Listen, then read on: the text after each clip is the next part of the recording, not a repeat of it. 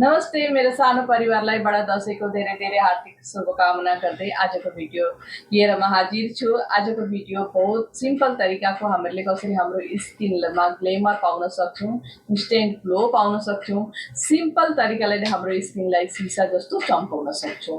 हाम्रो स्किनलाई हाइड्रेट गरेर हाम्रो स्किनको दाग धब्बाहरूलाई दूर गरेर हाम्रो स्किनलाई चमकदार बनाउन बहुत राम्रो काम गर्नेछ। आजको यो जो फेसियल म हजुरहरुसँग शेयर गर्दैछु फुल फेसियल नै शेयर गर्दैछु। हजुरहरु अन्तसम्म हेर्नुहोस्, स्किप नगरिकन र मन परेमा लाइक र शेयर गर्न नभुल्नुहोस्। र आउनुहोस् सुरु गरौँ। सबभन्दा पहिला त हामीलाई चाहिन्छ दही। दहीमा के हुन्छ भनेपछि ल्याक्टिक एसिड हुन्छ। दहीले हाम्रो स्किनलाई नमी बनाउनुको साथै हाम्रो स्किन चमकदार मुलायम बनाउन काम गर्छ। र हामीले फेसियलको फर्स्ट स्टेप हाम्रो क्लिनिङ हो र हामीले यो दही सिर्फ दहीले नै हामीले क्लिन गर्नुपर्छ हाम्रो चेहरालाई।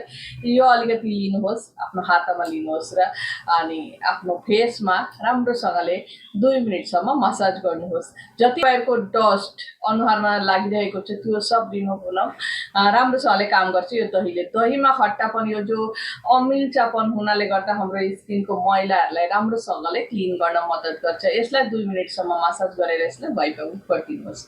नेक्स्ट स्टेप हामीले लिनुपर्छ स्क्रब। स्क्रब हामीले कसरी गर्नुपर्छ भनेपछि अलिकति दही लिनुहोस्। दहीमा अब हामीले अलिकति चिनी एड गर्नु। चिनी दरदरा चिनी हुँदा नि हुन्छ, यसलाई ग्राइन्ड गर्ने जरुरत छैन। चिनी मजाले मिक्स गर्नुहोस् र आफ्नो अनुहारमा लगाउनुहोस्।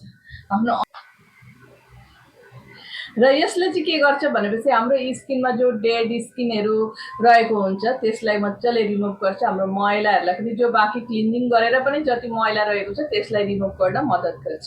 यसलाई 1 मिनेटसम्म हल्का हातले मसाज गर्नुहोस् र यसलाई पनि वाइप आउट गरिदिनुहोस्।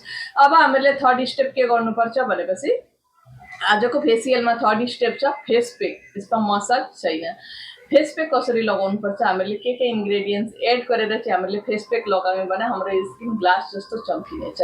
यसमा हामीले अलिकति दही लिनु पर्यो। अब दहीमा सिर्फ एउटै चिज एड गर्नुपर्छ जो हाम्रो स्किनलाई फेयर बनाउन, हाम्रो स्किनको दाग धब्बाहरूलाई दूर गर्न मद्दत गर्छ। साथै दहीको गुण मैले भनिहालेँ, दहीमा ल्याक्टिक एसिड हुनाले गर्दा हाम्रो स्किनको इलास्टिसिटीलाई बरकरार राख्छ, हाम्रो स्किन तरोताजा बनाइबस्छ, हाम्रो स्किन फ्रेस बनाउँछ, जति मैला छ दूर गर्छ, जति रिङ्कल्स फाइन लाइन्सहरू छ त्यसलाई दूर गर्न मद्दत गर्छ। साथै हाम्रो स्किन अलवेज नेचुरल ग्लो बनाउनेछ। यसमा हामीले हल्दी मिसाएपछि यो जो बेसर मिसाउनुहोस्। यसमा मजाले मिक्स गरेर आफ्नो पेकको रूपमा लगाउनुहोस्। यसलाई हल्का हल्का मसाज गर्दै पनि लगाउन सक्नुहुन्छ या डाइरेक्ट पेक लगाएर यसलाई ड्राई हुन दिनुहोस्। 10-15 मिनट या 20 मिनट पनि राख्न सक्नुहुन्छ। यति राखेर चाहिँ हजुरहरूले फेरि 10-15 मिनट बाद यस जतिखेर ड्राई हुन्छ यसलाई मसाज गर्दै रिमुभ गरिदिनुहोस्। यसलाई वाइप आउट गरिदिनुहोस्। मजाले धोएर स्किन आफ्नो स्किन चाहिँ आफ्नो ऐनामा हेर्नुहोस्। यति मजाको भइरहेको हुन्छ, यति ग्लो आइरहेको हुन्छ, यति चमकदार भइरहेको हुन्छ स्किन। वाउ, यति पहिलोपल्टमै हजुरहरूले बेस्ट भन्दा बेस्ट रिजल्ट पाउनुहुनेछ। यसलाई सप्ताहमा 2 दिन गर्नुहोस्। 2 दिन गर्नुभयो भने हर सप्ताहमा 2 दिन गरेर गर्नुहोस्। हजुरहरूको धेरै समस्याहरू दूर भएर स्किन ग्लास जस्तो हुनेछ जो हामीहरू अलवेज चाहन्छौँ। हाम्रो यो ग्लास जस्तो स्किन कतिखेर हामीहरूले कसरी बुझ्छौँ भन्दाखेरि हाम्रो स्किनमा डाइरेक्ट जतिखेर लाइट पर्छ हाम्रो स्किन ग्लास जस्तो चम्किने गर्छ। हामीलाई कुनै मेकअपको जरुरत छैन, त्यसलाई हामीले ग्लास स्किन भन्छौँ।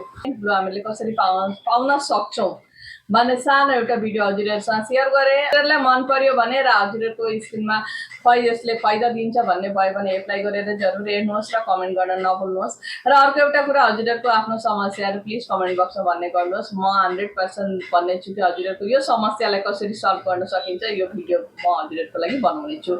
तर आफ्नो कमेन्ट, आफ्नो कुराहरू कमेन्टमा राख्ने गर्नुहोस्।